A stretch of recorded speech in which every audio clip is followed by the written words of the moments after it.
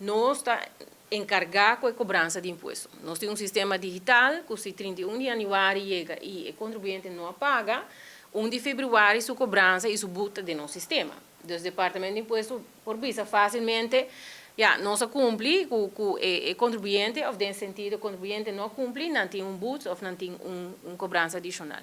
E seguro não me está compreendendo a preocupação, me está querendo que voltar para sentar na mesa para nós compor esse cambio de lei, para assim por segurar, sobre me querer governo em sua totalidade, lo que é uma garantia que o automobilista que está por arriba nos carretera não tem seu imposto a pagar, está segurado, o auto está segurado e está gekeurd, que não tem auto não que está cambiar, ajustar de uma maneira que está perigoso também. Vooral ook nós estamos tem transporte de turista, tem tours, não costa que está suceder que não está cambia e auto e jeep não está cambia se ele que não tem dak ou tem você que tem barra de hero só está aguenta para o chassis que está algo perigoso se não wordt gekeurd of wordt afgekeurd.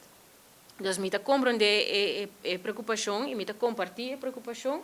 Nós não mesmo de uma maneira que está muito mais melhor para atender isso aqui. Outro ano nós não temos plano número novo, para 2025 sim, está pressuposto. Nós estamos reparando também em prática que a pessoa também paga seu veículo de motor, seu imposto de veículo de motor, e também busca seu plano número, seu seguro, está válido ainda para luna. Nós não podemos parar o contribuinte aí tampouco, tá? Ela vai com o plano número, ela paga seu imposto de veículo de motor, mas aqui luna seu seguro está caducar e nós não podemos garantir que ela vai renovar o seguro.